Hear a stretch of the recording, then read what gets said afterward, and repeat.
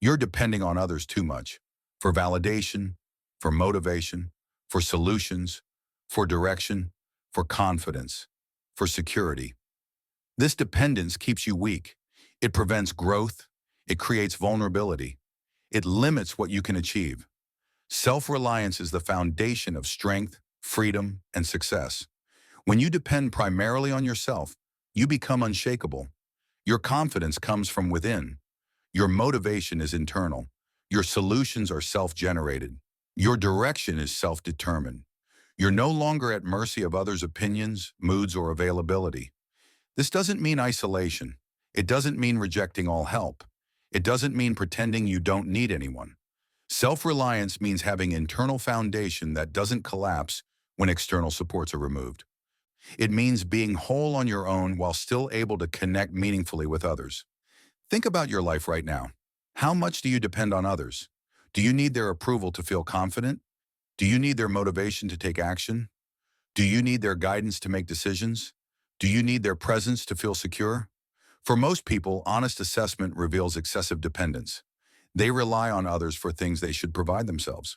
They outsource internal functions to external sources. They've never developed the self-reliance that creates true strength. This dependence creates problems. Others aren't always available when you need them. They have their own lives, needs, and limitations. When they can't provide what you're depending on them for, you're stuck, helpless, unable to function without external support. Dependence also creates resentment. You resent others for not providing what you need. They resent you for constantly requiring their support. Relationships strain under weight of unhealthy dependence. What should be mutual support becomes one-sided burden. Dependence prevents growth. If others always solve your problems, you don't develop problem-solving capability. If others always provide motivation, you don't develop internal drive. If others always give direction, you don't develop judgment. You remain dependent because you never develop capabilities that would enable independence. Self-reliance solves all this. When you depend primarily on yourself, you develop strength. You're not waiting for others to enable your action. You're not paralyzed by their absence. You're not at mercy of their opinions. You function powerfully regardless of external factors. This audiobook is about developing that self-reliance, learning to depend on yourself for what matters most, building internal foundation that makes you strong regardless of external circumstances, creating independence that allows genuine connection without unhealthy dependence.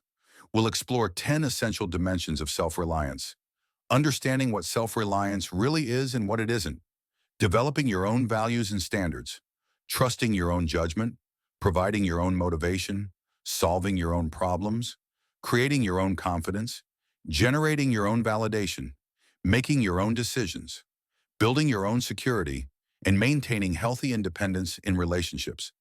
These aren't about becoming isolated or refusing all help. They're about developing internal capabilities that make you strong, capable, and whole on your own. So you engage with others from position of strength rather than need. So you choose connection rather than requiring it for survival. But I need to be honest. Developing self-reliance is uncomfortable. It means facing things alone that you'd prefer to have help with. It means trusting yourself when doubting would be easier. It means taking full responsibility for your life. It means giving up comforting dependence for demanding independence. Most people won't do this work. They'll continue depending on others. Continue waiting for external support before acting. Continue blaming external factors when things go wrong. They'll remain weak because they won't do what's required to become strong. Can you do hard things? Can you face discomfort of standing alone? Can you take responsibility for providing what you've been depending on others for? If yes, then self-reliance becomes achievable. If no, then you'll continue depending on others and remaining weak. Because here's the truth. The more you depend on others, the weaker you are. The more you depend on yourself, the stronger you become. This isn't about superiority, it's about capability. Self-reliant people are simply more capable because they've developed internal resources that dependent people lack. Right now, your dependence on others is probably costing you. Opportunities missed because you waited for someone else's approval. Actions delayed because you needed someone else's motivation. Problems unsolved because you needed someone else's help. Growth prevented because you needed someone else's direction. This continues until you develop self-reliance, until you learn to depend on yourself, until you build internal capabilities that make you strong regardless of external supports. 6 months from now, you could be self-reliant. You could provide your own validation, motivation, solutions, direction, and security. You could stand strong on your own while still connecting meaningfully with others, all because you developed self-reliance. Or you could still be dependent, still waiting for others, still weak when alone, still at mercy of external factors. The difference is whether you do the work to become self-reliant. This is your opportunity, not to become isolated or arrogant, but to become strong, capable, and whole, to build foundation that makes you unshakable, to develop self-reliance that transforms everything. Stop depending on others for what you should provide yourself. Stop waiting for external support. Stop blaming others for your situation. Start developing self-reliance. Start depending on yourself. Let's learn exactly how to do that. Let's build the self-reliance that creates true strength. Let's transform from dependent to self-reliant. Learn to depend on yourself. The work starts now. Chapter 1. Understand what self-reliance really is. Before you can develop self-reliance, you need to understand what it actually is. Most people have distorted understanding. They think self-reliance means never needing anyone, never asking for help, being completely isolated. These misunderstandings prevent them from developing healthy self-reliance. Self-reliance is not isolation. It's not rejection of all help. It's not pretending you're entirely self-sufficient. These would be unhealthy extremes. Humans are social creatures. We do need others. Complete independence is neither possible nor desirable. Real self-reliance is something different. Let me explain what it actually is. Self-reliance is having internal foundation that doesn't require constant external support to stand. You have core strength, values, judgment, and capability that exist regardless of whether others are present. You can stand alone when necessary while still choosing to connect when beneficial. Think of it as being like tree. Tree can stand alone.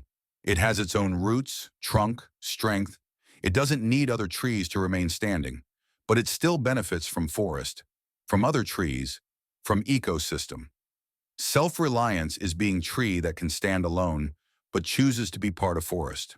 Self-reliance includes capability to meet your own fundamental needs, emotional needs, practical needs, psychological needs. You can provide these yourself when necessary. You don't require others to provide them, though you might choose to accept support when offered. This doesn't mean rejecting all help.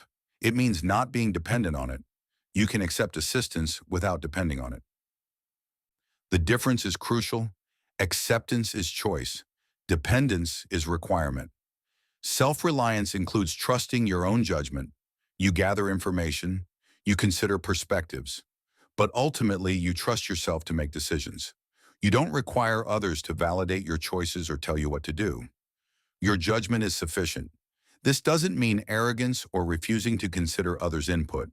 It means having confidence in your ability to evaluate information and make reasonable decisions. You're the ultimate authority on your life. Self-reliance includes generating your own motivation. You don't wait for others to motivate you. You don't depend on external pressure or encouragement to act. You have internal drive that pushes you forward regardless of external factors. External motivation can supplement internal motivation, but it shouldn't replace it. Self-reliant people act because they've decided to, not because someone else pushed them. Self-reliance includes solving your own problems. When challenges arise, you don't immediately seek someone else to solve them. You try yourself first. You use your own creativity, resources, and capability. You ask for help when truly needed, but you don't default to dependence. This develops problem-solving capability. The more you solve your own problems, the better you become at it. Constantly outsourcing problem-solving keeps you weak. Self-reliance includes providing your own validation. You don't need others to tell you you're worthy, capable, or valuable. You know these things yourself. Others' opinions inform but don't determine your self-perception. Your worth comes from within. This is perhaps hardest aspect of self-reliance. Most people desperately need external validation. Self-reliance requires developing internal validation that makes external validation nice but not necessary. Self-reliance includes emotional self-sufficiency. You can regulate your own emotions, process your own feelings, comfort yourself when upset. You don't require others to manage your emotional state. You do it yourself. This doesn't mean suppressing emotions or never seeking support. It means having capability to handle your emotional life independently when needed. Self-reliance includes creating your own security. You don't depend on others for financial security, physical safety, or emotional stability. You create these yourself through your actions, decisions, and capabilities. You're responsible for your own security. Others can contribute to your security, but they're not primarily responsible for it. You are. This responsibility is burden, but also power. You control your security through your choices. Here's what self-reliance is not. It's not refusing all help from pride. That's stubbornness, not self-reliance. Self-reliant people accept help when beneficial. They just don't require it to function. It's not emotional detachment or inability to connect. Self-reliant people form deep connections. But connections are chosen from strength, not required from weakness. Attachment is healthy. Dependence is not. It's not belief that you can do everything alone. Self-reliant people recognize limitations and ask for help appropriately, but they distinguish between wanting help and needing it, between collaboration and dependence. It's not arrogance or superiority. Self-reliance is quiet confidence in own capability, not comparison with others, not belief that you're better. Just trust that you can handle your life. Understanding self-reliance as internal foundation, self-trust, self-motivation, problem-solving capability, self-validation, emotional self-sufficiency, and personal security creation is crucial. This understanding reveals what you're developing. Not isolation, not arrogance, but genuine strength and capability. Self-reliance allows better relationships because you engage from strength rather than need. You connect because you choose to, not because you require others to function. This creates healthier, more balanced relationships. Self-reliance also creates freedom. You're not trapped by dependence on specific people or circumstances. You can make changes, take risks, choose difficult paths, because you're not dependent on external factors staying constant. Your current level of self-reliance affects everything. If you're highly self-reliant, you're strong, capable, and free. If you're highly dependent, you're weak, limited, and trapped. Most people are somewhere in between, more reliant in some areas and more dependent in others. The goal is increasing self-reliance in all key areas. Not achieving perfect independence, which is impossible, but developing sufficient self-reliance that you're strong, capable, and whole on your own, so you choose connection from strength rather than requiring it from weakness. Understand what self-reliance really is. Internal foundation that stands alone. Meeting own fundamental needs. Trusting own judgment. Generating own motivation. Solving own problems. Providing own validation. Emotional self-sufficiency. Creating own security, all while remaining open to connection. Chapter 2. Develop your own values and standards. Dependence often starts with accepting others' values and standards as your own. You adopt what parents, society, peers, or culture says you should value. You accept their standards without questioning whether they align with who you actually are. This creates foundation of dependence because you're living by external standards rather than internal ones. Self-reliance requires developing your own values and standards, determining what actually matters to you, what you genuinely believe, what standards you'll hold yourself to. These become internal compass that guides decisions regardless of external pressure. When you have your own clear values and standards, you're self-reliant in fundamental way. You're not waiting for others to tell you what's important or what's acceptable. You know. This knowledge creates independence that external orientation never provides. Let me teach you how to develop your own values and standards. First, examine values you currently hold. List what you think matters.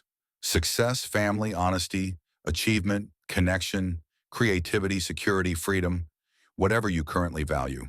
Write them down. Then for each value, ask, is this actually mine, or did I adopt it from someone else? Be brutally honest. Many values you hold aren't truly yours. They're what you were taught to value, what society says you should value, what makes others approve of you. Identifying adopted values is first step to developing your own. Second, explore what genuinely resonates with you. Set aside what you're supposed to value. What actually moves you? What creates genuine satisfaction? What feels meaningful regardless of recognition? What would you value even if no one else did? These authentic resonances point toward your true values. They're what matters to you independently of external validation. Building value system on these creates genuine self-reliance. Third, consider your actual behavior. What do you actually prioritize through your actions? Not what you say you value. What do your time and energy allocation reveal about your actual values? Often there's gap between stated and actual values. You say family matters most but work 70 hours weekly. You say health is important but never exercise. Actual behavior reveals actual values more accurately than statements. Closing this gap, either by adjusting behavior or acknowledging true values, creates authenticity and self-reliance. Fourth, test values against hypotheticals. If no one would ever know, would you still value this? If pursuing this meant everyone would disapprove, would you still pursue it? If this brought no external rewards, would it still matter? These tests reveal whether value is truly yours or dependent on external factors. True values persist regardless of external recognition or approval. Fifth, prioritize your values. You can't value everything equally. Some values will conflict with others. You must decide hierarchies. What matters most? What's secondary? What's negotiable and what's non-negotiable? This prioritization is deeply personal. Your hierarchy might differ completely from others. That's fine. These are your values, not theirs. Your hierarchy reflects what truly matters to you. Sixth, define your standards. For each value, what standard will you hold yourself to? If you value honesty, what does that mean specifically? If you value excellence, what qualifies? If you value connection, how do you measure it? Vague values without defined standards don't guide behavior effectively. Specific standards make values actionable. They tell you what living your values actually looks like. Seventh, write your values and standards explicitly. Don't leave them vague and implied. Write them clearly. This makes them concrete. It allows you to refer to them when making decisions. It prevents them from shifting conveniently based on circumstances. Your written values and standards become your personal code, your internal law, what you answer to regardless of external pressure. Eighth, live by your values regardless of others' opinions. This is where self-reliance gets tested. When your values conflict with others' expectations, which do you follow? Self-reliance means following your own values even when others disagree. This doesn't mean being rigid or refusing to consider others' perspectives. But ultimately, you live by your values, not theirs. Their disapproval doesn't make you change course. Their approval doesn't validate your choice. You're following your own compass. Ninth, revise values as you grow. Values aren't fixed forever. As you grow, learn, and experience life, some values might shift. This is healthy evolution. Self-reliance includes being willing to examine and adjust your values based on new understanding. But revision comes from your own reflection, not from pressure to conform. You change values because you've genuinely grown, not because others want you to be different. 10th, teach others to respect your values without requiring their agreement. Others don't have to share your values. They don't have to understand them. But in your life, your relationships, your boundaries, your values are what matters. Communicate them clearly. Live them consistently. Others will learn to respect them even if they don't agree. This respect for your values, regardless of others' agreement, is a form of self-reliance. You're not requiring validation. You're requiring respect for your right to live by your own standards. Here's what this looks like in practice. Society says you should value prestigious career, but your authentic value is creativity and freedom. You choose career that provides these even though it's less prestigious. Others judge. You don't adjust to gain approval. You live by your values. Or everyone around you values material success, but you genuinely value experience and connection. You choose lifestyle that maximizes these even though it means less money. Others think you're foolish. You don't let their opinion change your course. You're living by your values. This is self-reliance through value alignment. You're not dependent on others to validate your values. You know what matters to you. You live accordingly. Their agreement is irrelevant. Compared to value dependence, you adopt others' values. You pursue what they say is important. You seek their approval for your choices. You feel lost when values conflict because you have no internal compass. You're dependent on external validation to know if you're on the right path. This dependence keeps you weak. You can't stand firm because you have no authentic foundation. You shift with others' opinions because you never developed your own. Here's your practice. This week, complete values clarification exercise. List current values. Identify which are truly yours. Explore what genuinely resonates. Examine actual behavior. Test against hypotheticals. Prioritize values. Define standards. Write them explicitly. Then identify one area where you're living by others' values rather than your own. Make decision this week to shift toward living by your authentic values in that area. Notice the discomfort. Notice the freedom. Over time, living by your own values becomes natural. You develop deep self-reliance because you're guided by internal compass rather than external pressure. You become someone who knows what matters and lives accordingly, regardless of others' opinions. Develop your own values and standards. Examine current values. Explore authentic resonances. Consider actual behavior. Test against hypotheticals. Prioritize values. Define standards. Write explicitly. Live by them regardless of opinions. Revise through growth. Teach others to respect without requiring agreement. Chapter 3. Trust your own judgment. One of most common dependencies is dependence on others' judgment. You don't trust yourself to make good decisions. You constantly seek others' advice. You need their approval before acting. You doubt yourself whenever your judgment differs from theirs. This dependence on external judgment prevents self-reliance.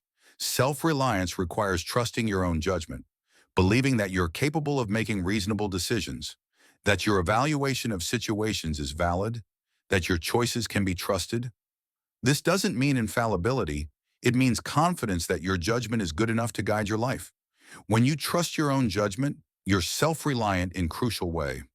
You don't need others to validate every decision. You don't wait for permission to act. You evaluate situations, make decisions, and move forward. This creates agency that dependence on others' judgment never provides. Let me teach you how to trust your own judgment. First, recognize that you've been making judgments your whole life. Many successfully. You've navigated countless situations, made numerous decisions, solved various problems. Most turned out reasonably well. This track record proves your judgment isn't terrible. Review your past. How many decisions have you made? How many worked out? Even accounting for mistakes, your success rate is probably decent. This evidence supports trusting your judgment. Lack of trust often isn't based on actual poor judgment. It's based on fear and habit of seeking external validation. Recognizing your actual competence helps overcome this. Second, understand that there's rarely one objectively right answer. Most decisions involve trade-offs, uncertainties, and personal preferences. Different choices lead to different outcomes, none clearly superior. Your judgment about which outcome you prefer is as valid as anyone else's. When you realize most decisions are preference-based rather than right-wrong, it becomes easier to trust your judgment. You're not trying to find objectively correct answer. You're choosing based on what matters to you. Third, practice making small decisions without consultation. What to eat, what to wear, how to spend evening. These small decisions are low-stakes training ground. Make them yourself without seeking input. Each small decision made independently builds confidence in your judgment. You prove to yourself repeatedly that you can make decisions and handle outcomes. Fourth, distinguish between seeking information and seeking validation. Gathering information to inform decision is wise. Asking others for their knowledge or expertise is appropriate. Seeking validation of decision you've already made is dependence. What do you know about this topic? Is information seeking. Do you think I should do this? Is validation seeking. One strengthens judgment through more information. Other undermines it through dependence. Fifth, sit with uncertainty before seeking others' input. When facing decision, sit with it alone first. Think it through yourself. Consider options. Evaluate pros and cons. Reach tentative conclusion. Only then, if needed, seek input. This ensures you've engaged your own judgment before bringing in external perspectives. You're supplementing your judgment, not replacing it.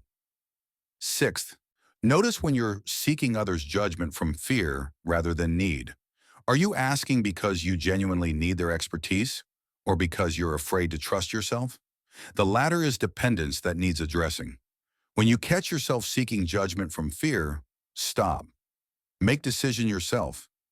Handle the discomfort of self-trust. This builds the capability.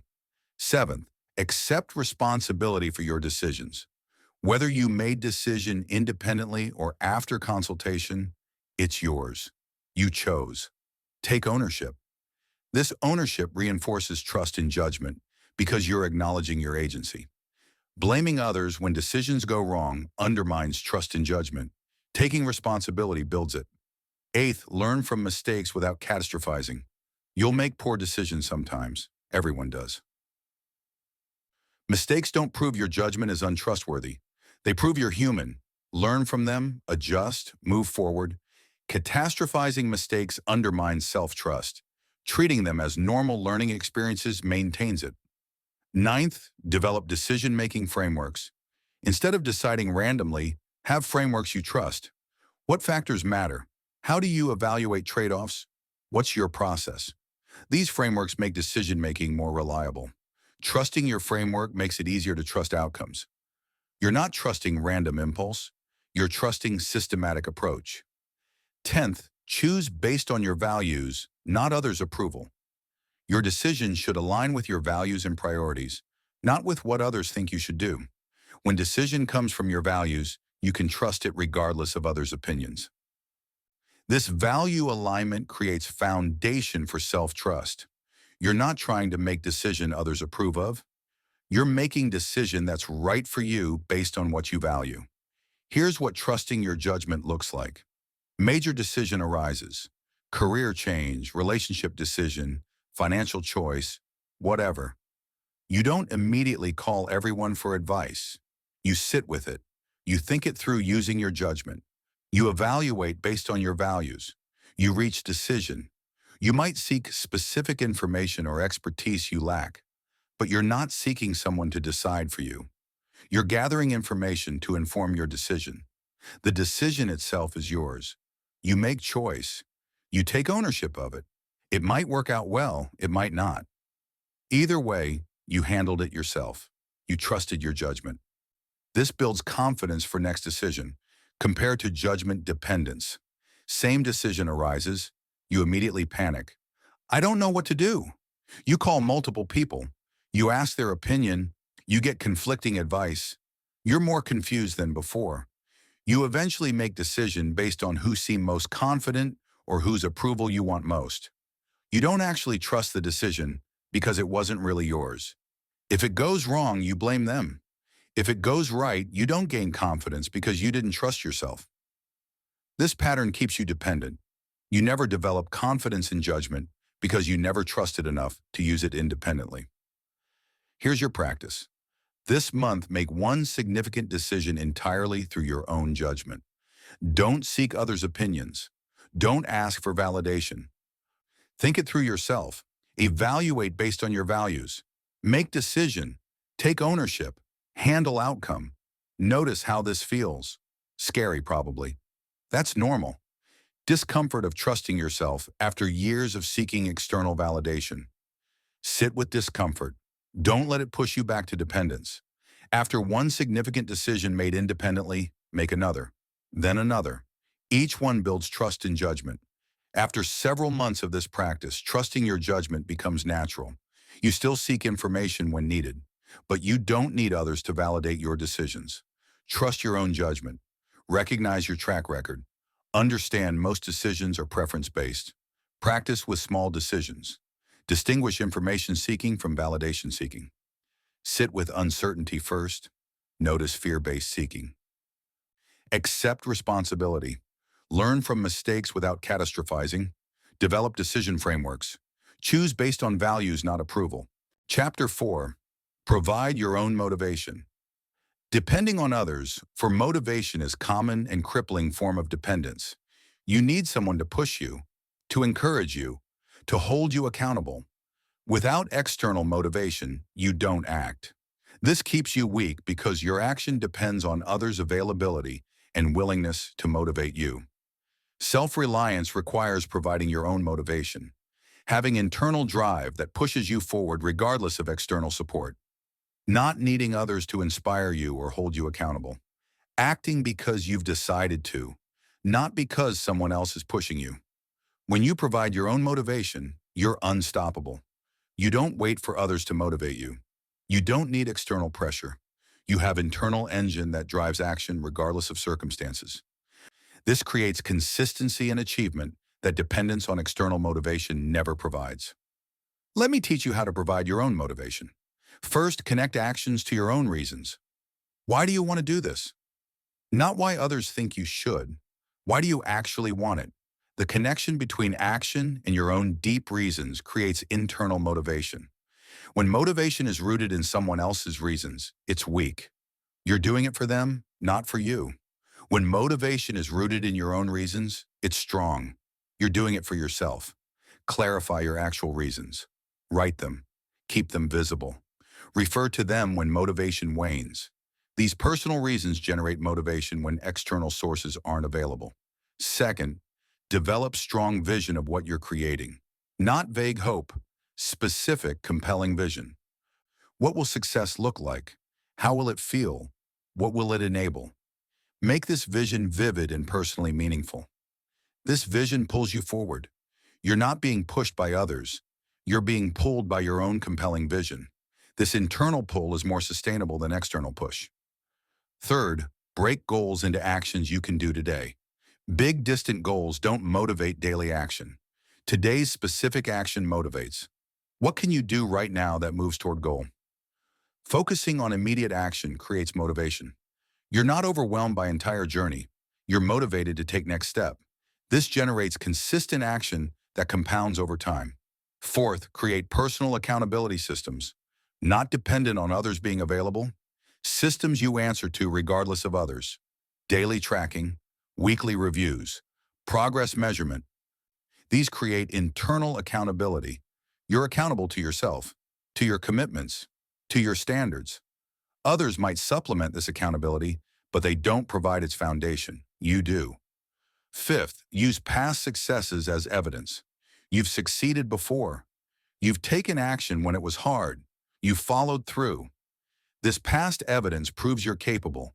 It generates confidence that motivates action. Review your successes regularly, not to feel superior, to remind yourself of capability. This reminder motivates when you're doubting. Sixth, develop identity as self-motivated person. See yourself as someone who acts without external push. This identity becomes self-fulfilling. You act to remain consistent with identity. I'm person who follows through generates motivation to follow through. Your identity as self-motivated person is internal. It doesn't depend on others seeing you that way. You know it about yourself. This knowledge motivates. Seventh, use commitment to yourself as motivation. You committed to doing this. That commitment matters regardless of feelings. I committed, therefore I act becomes operating principle.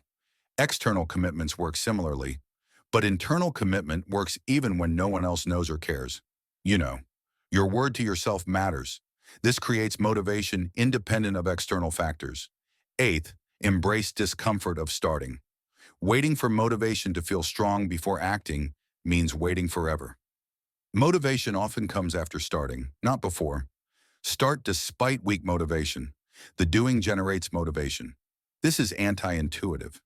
People wait to feel motivated before acting.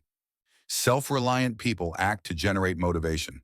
Starting creates momentum that feels like motivation. Ninth, remove dependence on others' encouragement. If you get encouragement, great. If not, fine. Your action doesn't depend on it.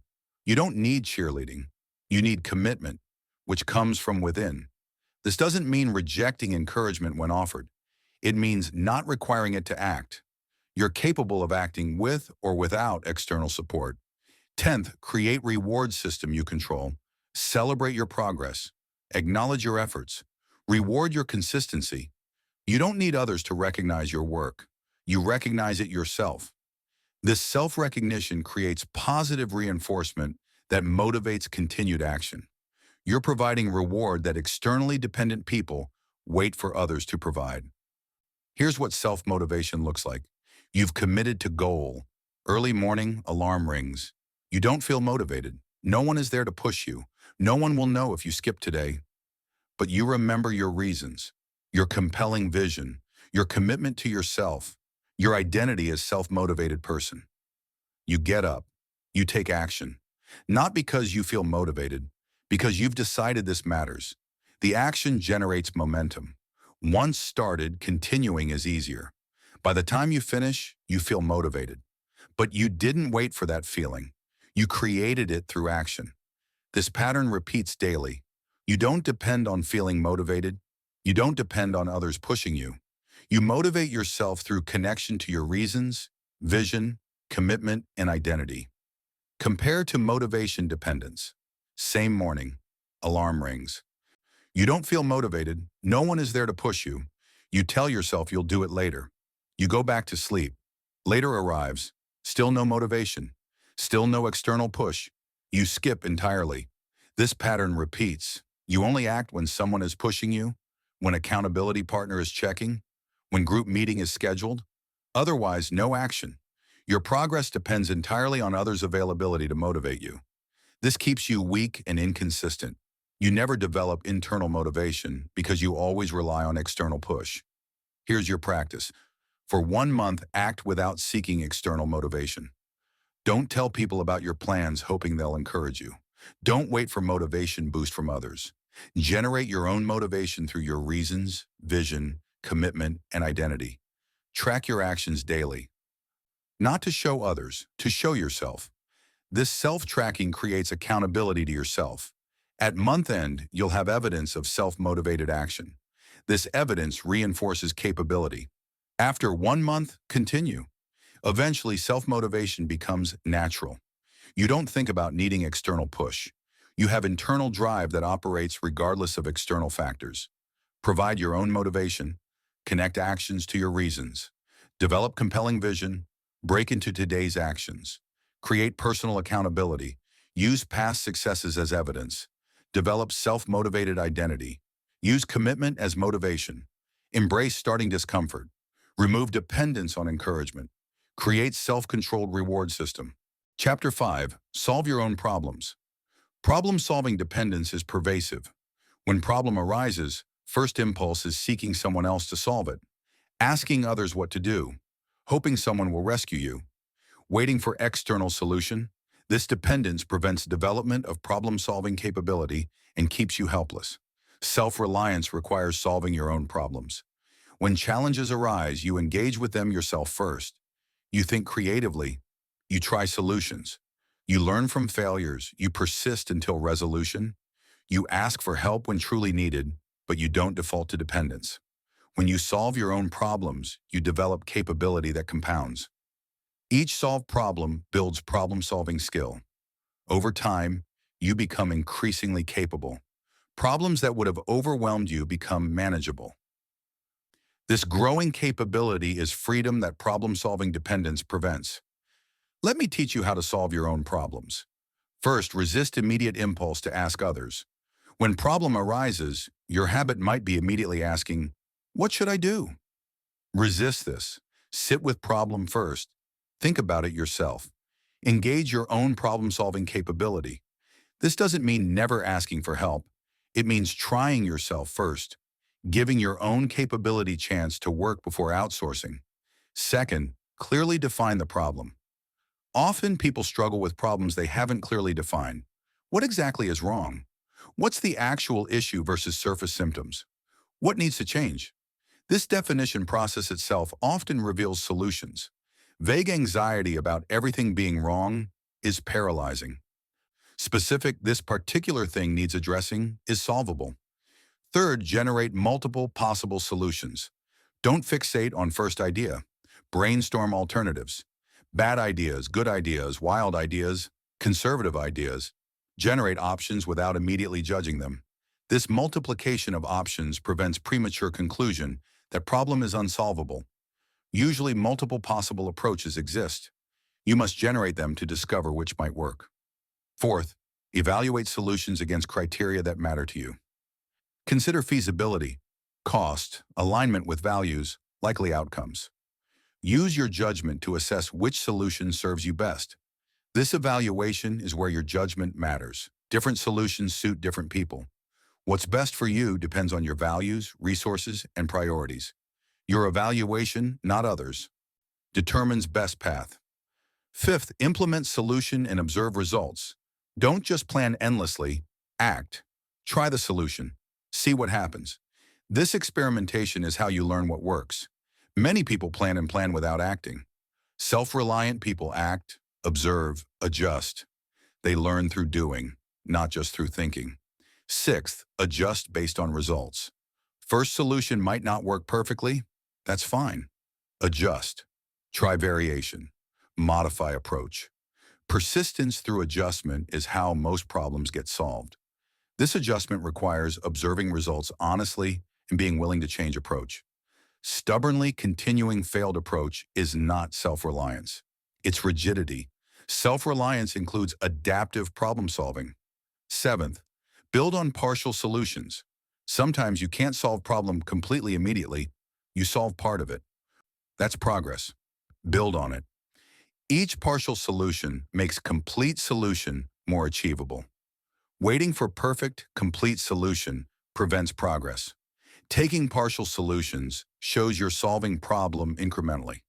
This is often more realistic than seeking single comprehensive solution.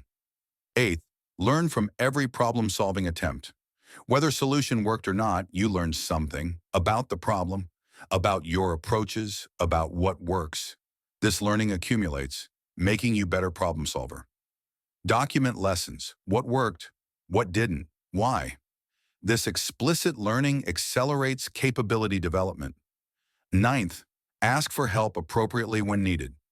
Self-reliance doesn't mean refusing all help. Sometimes you genuinely lack knowledge or resources to solve problem alone. Asking for help then is wise, not weak. The key is trying yourself first and asking for specific help with specific aspects rather than asking someone to solve entire problem for you. Can you teach me how to do X? Versus, can you do X for me? 10th, appreciate the growth from solving problems. Each problem solved makes you more capable. This growing capability is valuable beyond specific problem. You're becoming person who can handle challenges. This is tremendous value problem-solving dependence prevents. Here's what self-reliant problem-solving looks like. Problem arises. Financial challenge, relationship conflict, work obstacle, whatever. You don't immediately call everyone asking what to do. You sit with it. You define problem clearly. You generate possible solutions. You evaluate them. You try most promising one. You observe results. You adjust as needed. Eventually you solve it. You might consult specific expertise you lack, but you're driving the process. You're generating solutions, making decisions, implementing, learning. The problem gets solved through your capability, not through outsourcing to others. This builds confidence. I can handle problems becomes internalized belief. Next problem feels less overwhelming because you know you're capable. Compare to problem-solving dependence. Problem arises, you panic. I don't know what to do. You immediately ask multiple people. You get conflicting advice. You implement someone else's solution without really understanding it. If it works, you don't learn why. If it doesn't, you don't know how to adjust. You remain helpless. Each problem requires external rescue. You never develop capability because you never engage problems yourself. Here's your practice. Next problem that arises, solve it yourself. Before asking anyone, try. Define problem, generate solutions, evaluate, implement, observe, adjust. Only ask for help if truly needed after genuine attempt. Track problems solved through your own capability. Notice how this builds confidence. Notice how you become better problem solver through practice. Over months, self-reliant problem-solving becomes default. You face challenges with, "I can figure this out," instead of, "I need someone to help me." This shift from helplessness to capability is transformative. Solve your own problems. Resist immediate asking. Clearly define problem.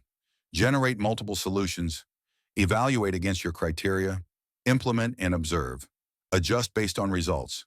Build on partial solutions. Learn from every attempt. Ask for help appropriately. Appreciate growth from solving problems. Chapter 6. Create your own confidence. Many people depend on others for confidence. They need external affirmation to feel confident. Compliments, recognition, approval. Without these external inputs, their confidence collapses. This dependence makes confidence fragile and inconsistent. Self-reliance requires creating your own confidence. Having confidence that comes from within, based on your own assessment of capability and worth. Not requiring external validation to feel confident. Knowing your value regardless of others' opinions. When you create your own confidence, it's stable. It doesn't fluctuate with others' moods or opinions. It doesn't collapse when recognition isn't available. You know your capability and worth yourself. This internally generated confidence is foundation of self-reliance. Let me teach you how to create your own confidence. First, base confidence on evidence you control. Your effort, your progress, your consistency, your learning. These are within your control and observable by you. They create confidence foundation that doesn't depend on external validation. External recognition is unreliable. It comes and goes based on others' attention and priorities. But your effort, progress, and growth are constants you can always access. Base confidence on these. Second, keep detailed evidence log.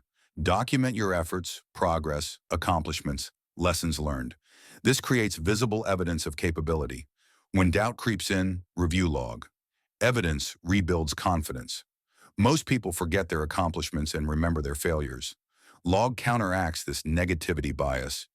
It provides objective evidence of capability when subjective feeling is doubt. Third, focus on process over outcome. You control process. You don't fully control outcomes. Confidence based on outcomes is fragile. Confidence based on consistent execution of good process is stable. I did what I committed to do creates reliable confidence. I achieved perfect outcome creates conditional confidence that collapses when outcomes aren't perfect. Fourth, compare yourself to yourself, not others. Are you better than you were? More capable? More knowledgeable? This self-comparison creates confidence from growth. Comparing to others creates either arrogance or inadequacy. Neither is real confidence. Track your growth over time. I can do things now that I couldn't do 6 months ago is powerful confidence creator. This growth is yours regardless of others' progress. Fifth, acknowledge your specific capabilities honestly. You're good at certain things. You have developed particular skills. Honest acknowledgement of capabilities, without false modesty, creates confidence. Many people minimize their capabilities, thinking humility requires denying competence. Real humility is accurate assessment, knowing what you're good at and what you're not. Honest acknowledgement of capabilities creates confidence. Sixth, take action despite doubt.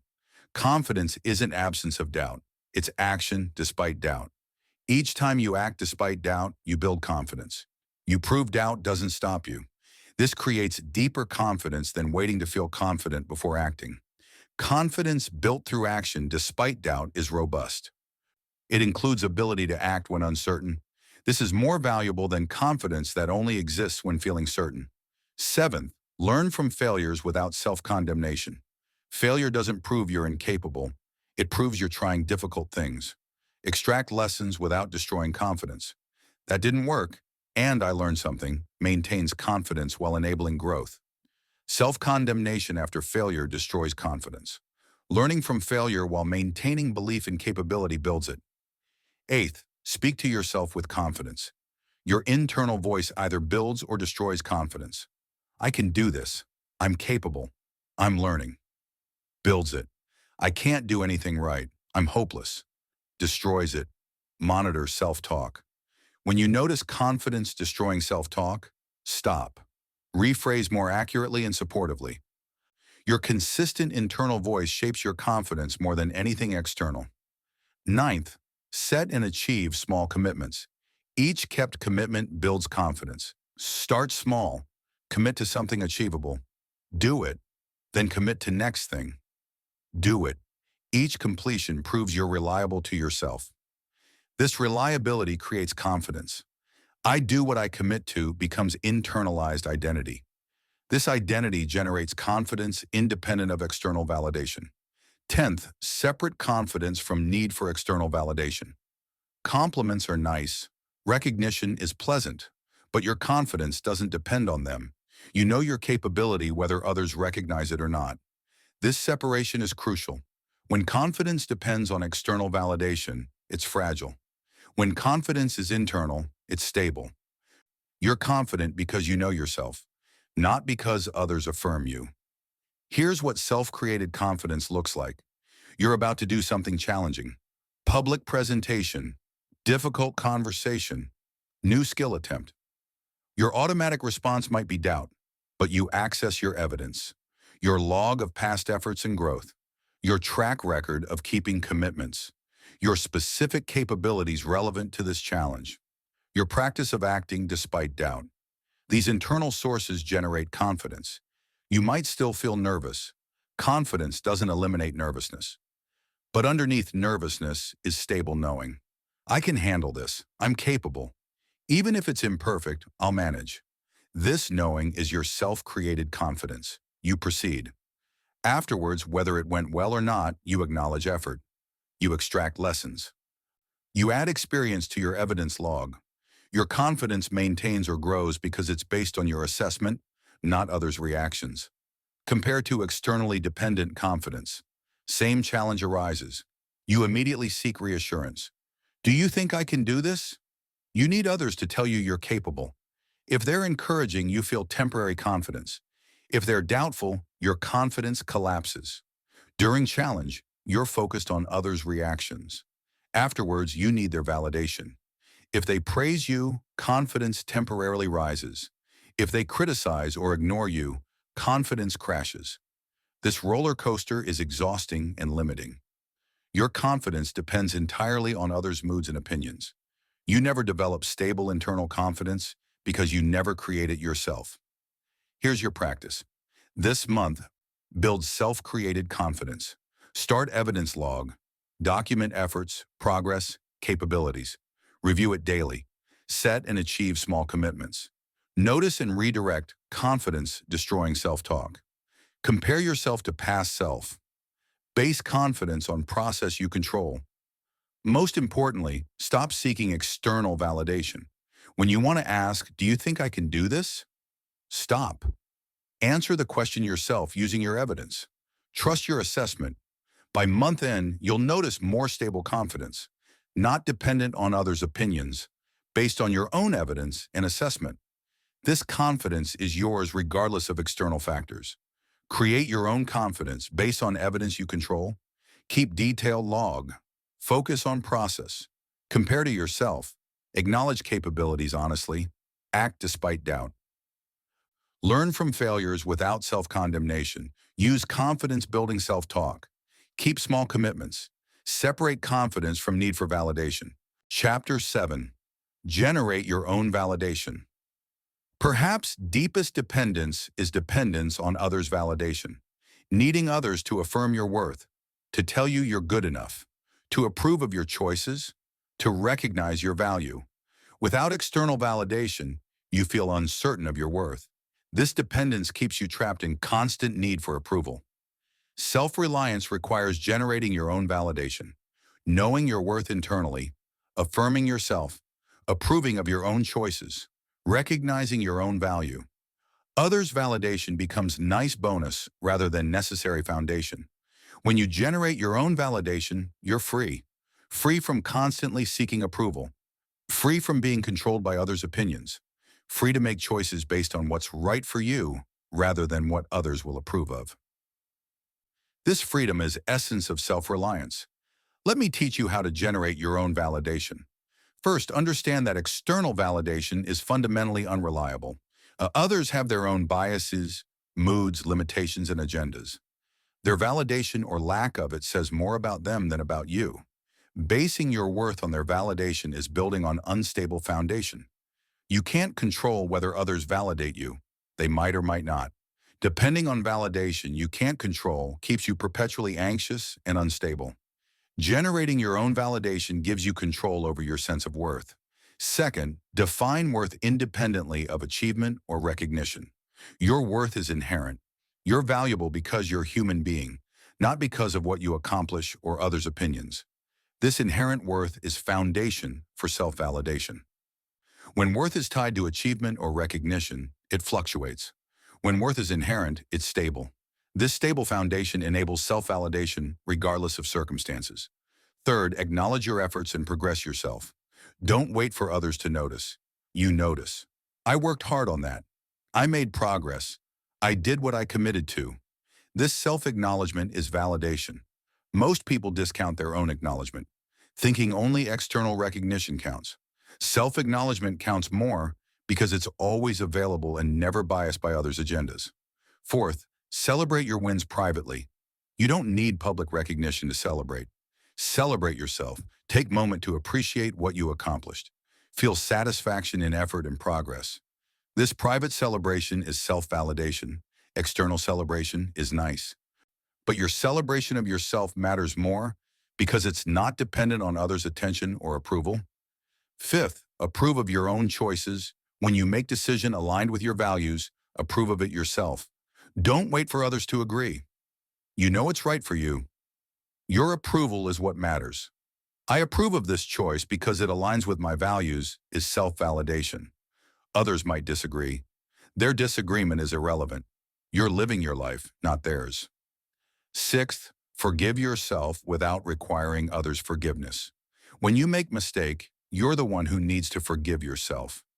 Others might or might not forgive, but your self-forgiveness is what enables moving forward.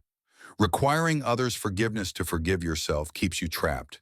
They might never forgive, or their forgiveness might be conditional. Your self-forgiveness is within your control. Seventh, recognize your own growth and learning.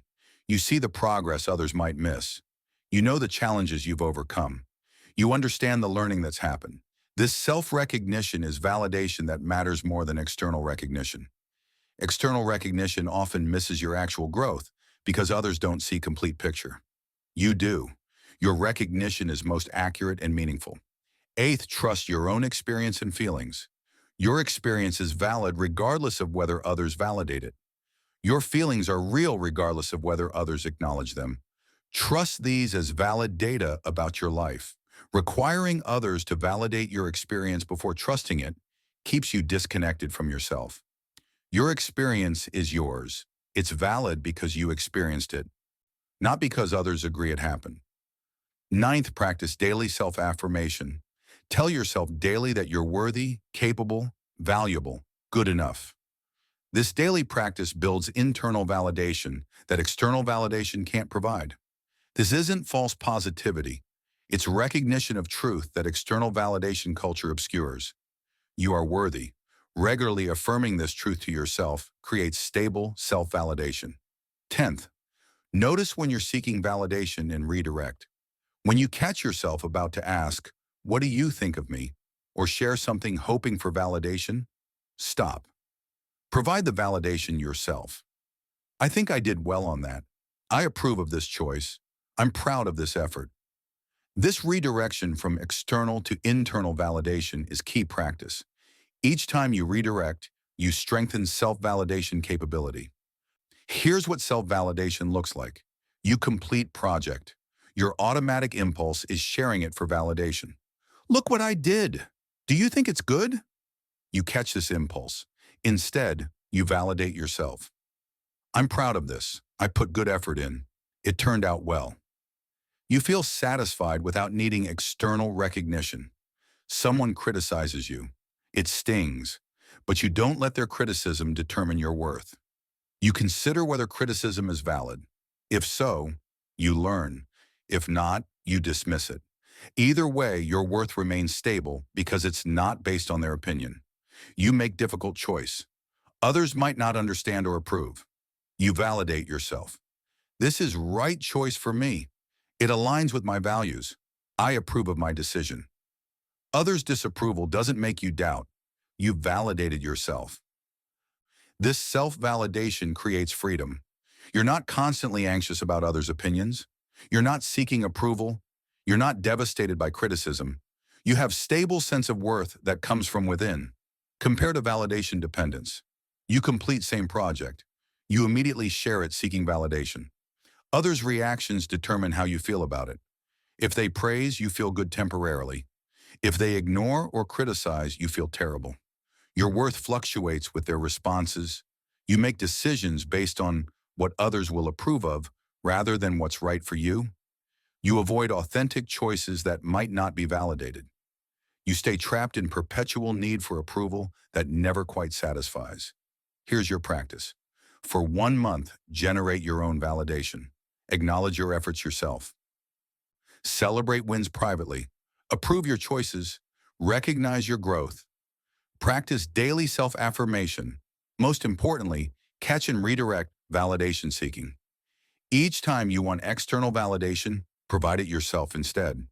Notice how this feels. Initially uncomfortable probably, but over time liberating. You're freeing yourself from dependence on others' opinions. By month end, self-validation will feel more natural. You'll still appreciate others' recognition when it comes, but you won't need it. Your sense of worth will be stable because it comes from within. Generate your own validation. Understand external validation is unreliable. Define worth as inherent. Acknowledge efforts yourself. Celebrate wins privately. Approve your choices. Forgive yourself. Recognize your growth. Trust your experience. Practice daily affirmation. Redirect validation seeking. Chapter 8. Make your own decisions. Decision-making is area where dependence often shows most clearly. You can't make decisions without consulting multiple people. You need others to tell you what to do. You feel paralyzed when forced to decide alone. This decision-making dependence keeps you weak and prevents ownership of your life. Self-reliance requires making your own decisions, taking responsibility for choosing your path, not requiring others to approve or direct your choices, trusting yourself to decide what's right for you. This ownership of decision-making is fundamental to self-reliance. When you make your own decisions, you own your life. You're not living by others' directions. You're charting your own course. This ownership creates agency and satisfaction that following others' directions never provides. Let me teach you how to make your own decisions. First, distinguish between gathering information and abdicating responsibility. Seeking information to inform decision is wise. Asking, "What do you know about X?" or "What was your experience with Y?" gathers data. Asking, "What should I do?" abdicates decision-making responsibility. Information gathering strengthens your decision. Responsibility abdication undermines it. Seek information. Make decision yourself. Second, develop decision-making criteria based on your values. What matters in this decision? What criteria will you use to evaluate options? Having clear criteria makes decisions easier and more consistent with who you are. These criteria come from your values, not others' opinions. Different people might use different criteria for same decision. Your criteria, based on your values, are what matters for your life. Third, evaluate options against your criteria systematically. For each option, how does it score on your criteria? This systematic evaluation removes much emotion and confusion from decision-making. You're not deciding based on what feels right in moment. You're deciding based on alignment with criteria you've predetermined. This creates more reliable decisions. Fourth, make decision when you have enough information, not perfect information. You'll never have perfect information. Perfect certainty doesn't exist. Waiting for it means never deciding. Make decision when you have sufficient information to make reasonable choice. Sufficient is judgment call. But asking, "Do I have enough to make reasonable decision?" is better than waiting indefinitely for perfect clarity. Fifth, accept that all decisions involve trade-offs. No option is perfect. Every choice involves giving something up to gain something else. Accepting this removes paralysis from trying to find perfect option that doesn't exist. You're not looking for perfect choice. You're looking for best option given trade-offs you're willing to make. This realistic frame makes decision-making manageable. Sixth, make decision and commit fully. Once decided, commit. Don't keep second-guessing. Don't keep consulting others hoping they'll validate or change your decision. You decided. Own it. Move forward. Constantly revisiting decisions wastes energy and undermines commitment. Make decision. Commit. Execute. Seventh, take full responsibility for outcomes. Your decision, your outcomes. This isn't about blame, it's about ownership. When outcomes are good, you earn them. When outcomes are poor, you learn from them. Either way, they're yours. This responsibility is empowering. You're not victim of circumstances or others' bad advice. You're agent directing your life. Eighth, learn from decisions without excessive rumination. Each decision teaches something about the issue, about your decision-making, about outcomes. Extract lesson. Apply going forward. Don't ruminate endlessly about past decisions. Learning moves you forward. Rumination keeps you stuck. Learn and move on. Ninth, make increasingly important decisions independently. Start with small decisions. Build capability. Gradually tackle more significant decisions. This progressive practice develops decision-making confidence and skill. Don't attempt to suddenly make all major decisions independently if you've been dependent. Build gradually. Each successful independent decision builds capability for next. 10th, trust that your decisions are good enough. They won't all be optimal. Some will be mistakes, but they'll be good enough to live with and learn from. This trust in good enough decisions enables actually deciding instead of perpetually deliberating. Perfectionism in decision-making creates paralysis. Trust in good enough decisions creates action and learning. Here's what independent decision-making looks like. Significant decision arises. You define what you're deciding. You identify your criteria based on values. You gather necessary information. You evaluate options systematically. You choose. You commit. You take responsibility for outcome. You learn from experience. Others might offer input. You might seek specific information. But the decision is yours. You're not asking, what should I do? You're making choice based on your evaluation, using your criteria aligned with your values. This ownership creates satisfaction even when decision doesn't produce perfect outcome. You made choice. You lived according to your values. You're directing your life. This is deeply satisfying.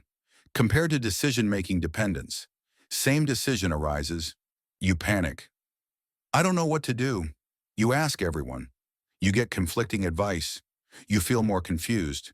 Eventually, you do what someone else suggested, but without really understanding or owning it. If it works, you credit them. If it doesn't, you blame them. You never develop decision-making capability because you never practice it. Here's your practice. This month, make 3 significant decisions entirely independently. Choose decisions that matter but aren't life-altering. Career move, relationship boundary, financial choice. Whatever is significant but not catastrophic if imperfect. For each decision, use systematic process. Define decision, identify criteria, gather information, evaluate options, choose, commit, take responsibility, learn from outcome. Do entire process independently without asking, what should I do? Notice how this builds decision-making confidence. After 3 independent decisions, you'll feel more capable. Continue practice with increasingly important decisions. Over time, independent decision-making becomes natural. Make your own decisions. Distinguish information gathering from responsibility abdication. Develop criteria based on values. Evaluate systematically. Decide with enough not perfect information. Accept trade-offs.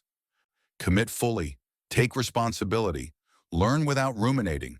Build progressive capability. Trust good enough decisions. Chapter 9. Build your own security.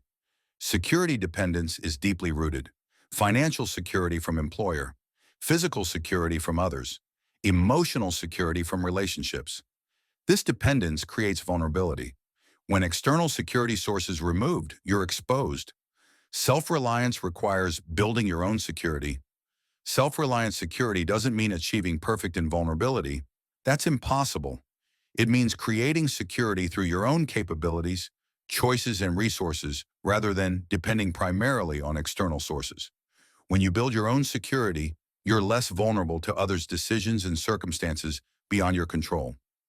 Financial self-reliance means having skills, savings, and income sources you control. Physical self-reliance means having capability to protect yourself. Emotional self-reliance means having internal stability.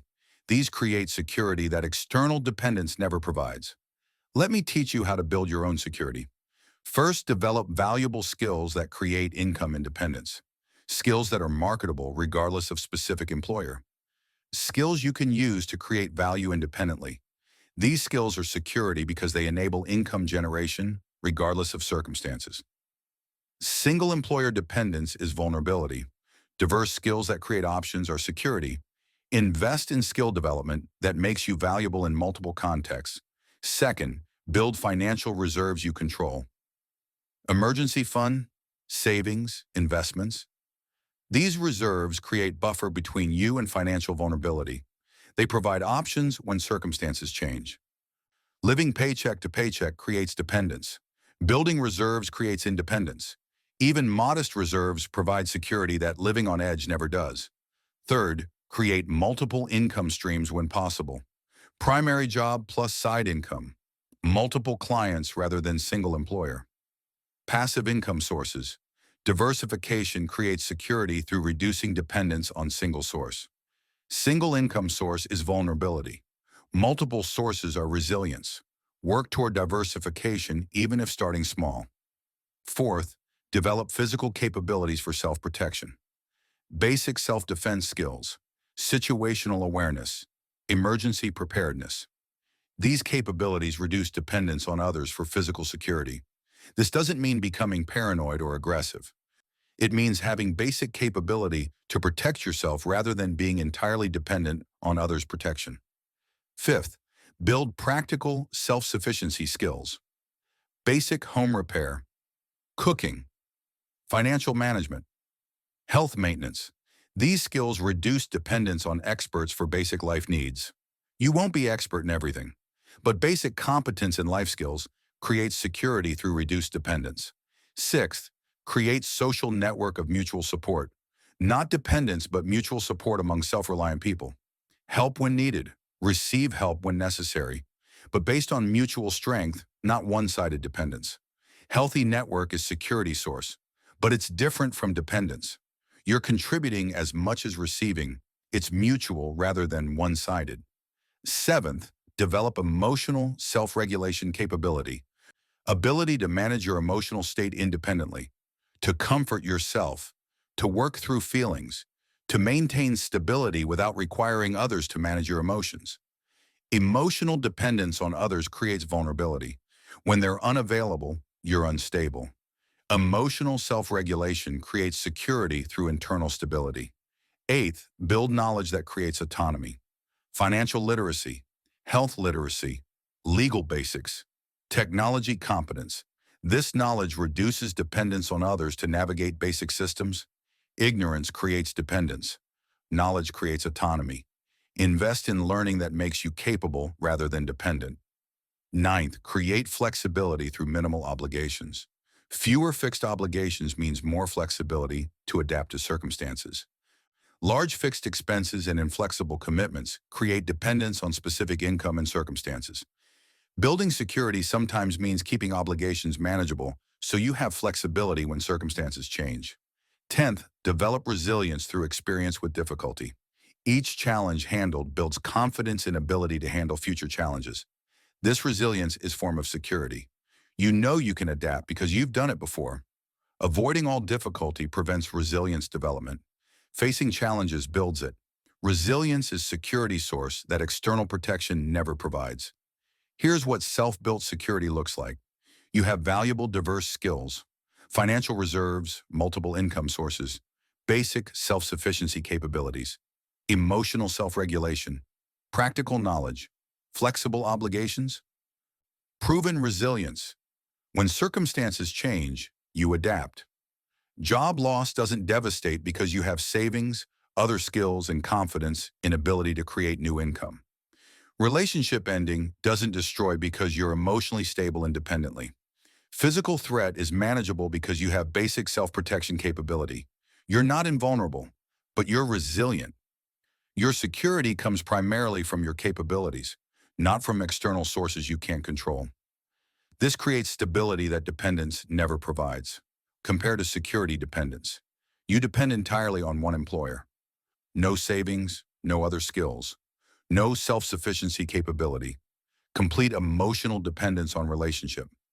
Job loss is catastrophic. Relationship ending is devastating.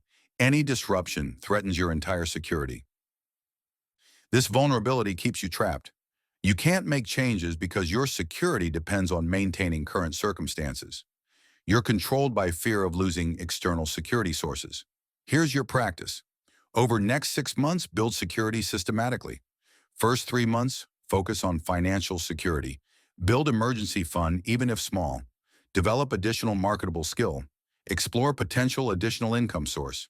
Second 3 months, focus on capability development. Learn basic self-sufficiency skills. Practice emotional self-regulation. Build knowledge in key areas. Track your growing security. Notice how building capabilities creates stability. Notice how dependence decreases as self-reliance increases. This transformation creates freedom that dependence prevented. Build your own security. Develop valuable, diverse skills. Build financial reserves. Create multiple income streams. Develop physical capabilities. Build practical skills. Create mutual support network. Develop emotional self-regulation. Build knowledge for autonomy. Create flexibility. Develop resilience through experience. Chapter 10. Maintain healthy independence in relationships. Self-reliance's ultimate test is maintaining it within relationships. Many people become dependent when emotionally involved. They lose themselves. They need the relationship for identity, worth, happiness, security. This dependence is unhealthy for both parties and undermines relationships. Healthy independence in relationships means being a whole person who chooses connection from strength rather than requiring connection from need. You want the relationship. You don't need it to survive.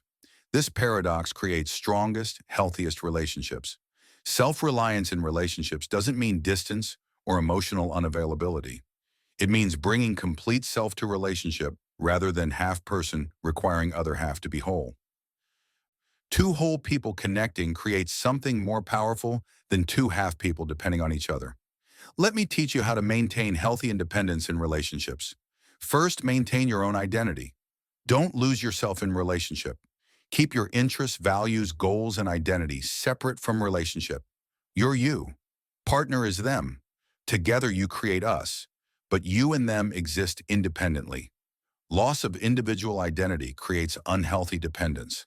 Maintaining identity creates healthy independence that strengthens relationship. Second, preserve your friendships and interests outside relationship. Don't make partner your only source of connection and fulfillment. Maintain other relationships. Continue your interests. Have life outside partnership. Making partner everything creates dependence. Having full life that includes but isn't limited to relationship creates independence. Third, maintain financial independence when possible. Have your own income, your own accounts, your own financial capability. Share finances if you choose, but don't become financially dependent unless necessary. Financial dependence can trap people in unhealthy situations. Financial independence preserves choice and prevents entrapment. Fourth, be capable of happiness alone. Don't need partner to be happy. Be capable of creating own happiness. Choose to be with partner because partnership adds to happiness, not because you can't be happy without them. Needing partner for happiness creates dependence. Being capable of happiness alone creates choice to be with partner from desire rather than need. Fifth, maintain your own goals and growth. Don't make partner's goals yours. Don't stop growing because relationship is comfortable. Continue pursuing your development, dreams, and aspirations. Growing together is beautiful, but individual growth matters too. Sacrificing all personal growth for relationship creates resentment and stagnation. Sixth, set and maintain boundaries. Don't merge completely, Have boundaries about time, space, privacy, autonomy. These boundaries aren't rejection, they're maintenance of self within relationship. Complete merger without boundaries is unhealthy dependence. Maintaining appropriate boundaries while staying connected is healthy independence. Seventh, be okay with disagreement. Don't need complete agreement or understanding.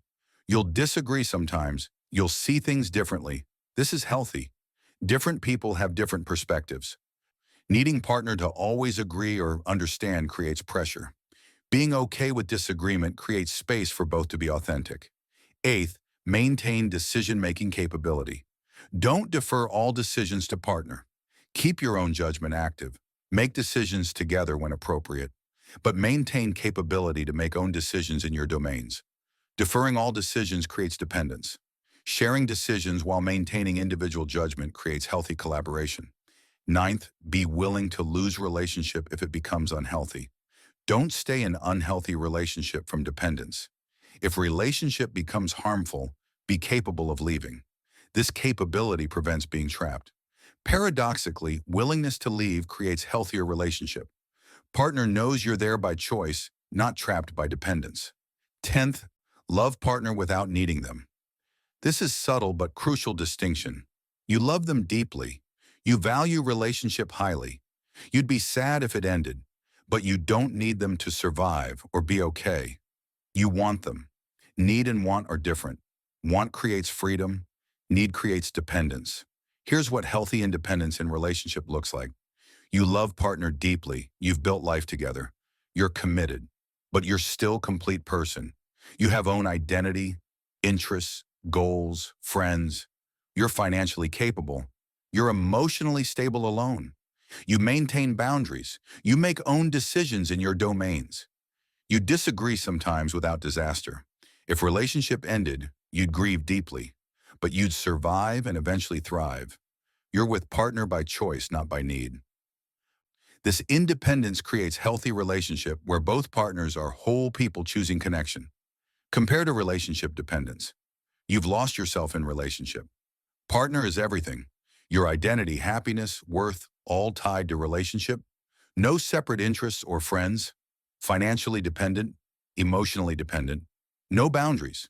Can't imagine surviving without partner.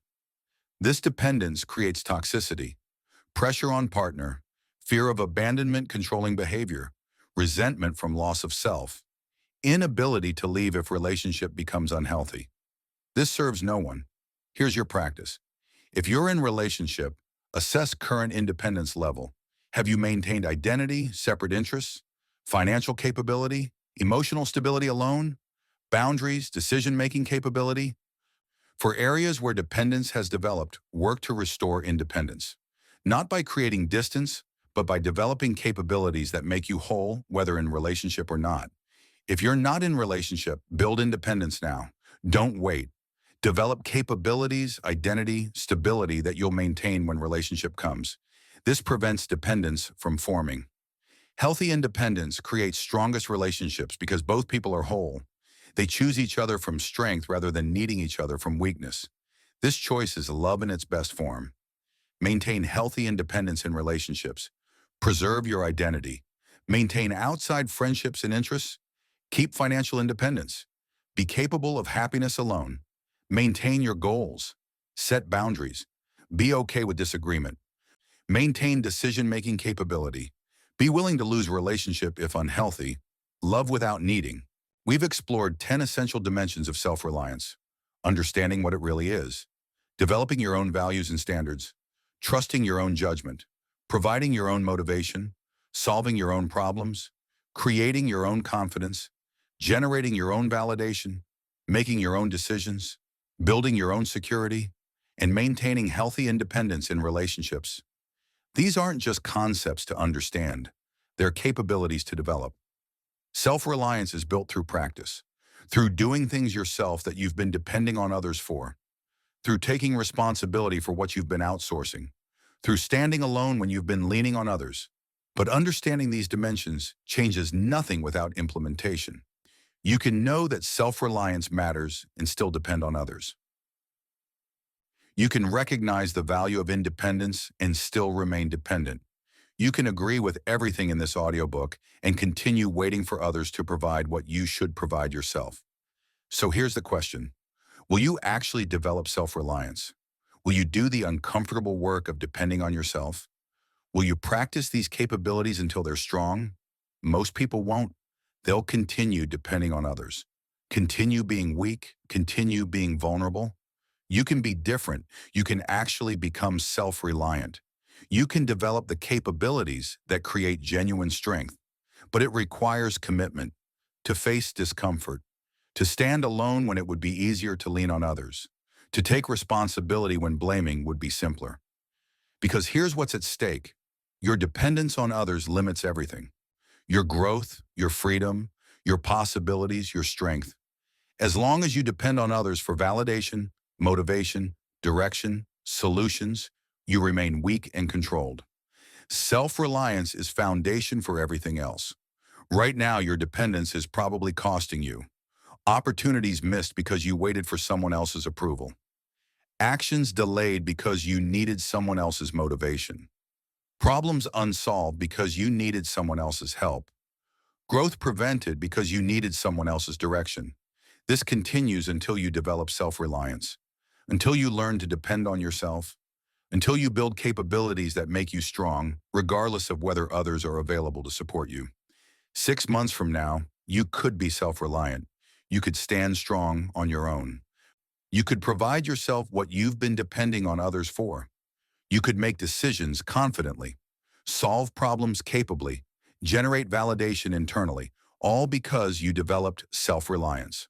Or you could still be dependent, still waiting for others, still weak when alone, still at mercy of others' availability and opinions. The difference is whether you do the work. Here's what I want you to do. Starting today, first identify your primary dependencies. Where do you most depend on others?